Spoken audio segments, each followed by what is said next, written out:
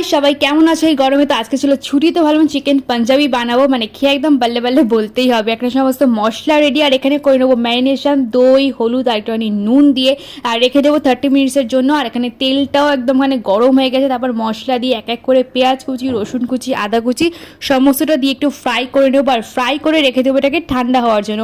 তারপরে এটার পেস্ট বানাবো। আর তারই মধ্যে এখানে টমেটো পিউরিটাও রেডি করে নিয়েছি, আর এখানে পেস্টটা রেডি করে সোজা দিয়ে দিচ্ছি একদম তেলে।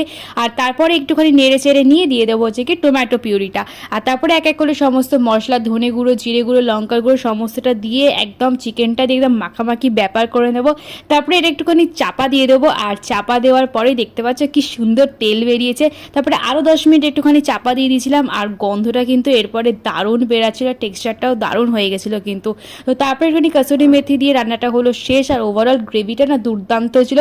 একটা অনেস্ট কথা বলবো, আর একটু 10% মানে সেদ্ধ হলে হেভি হতো।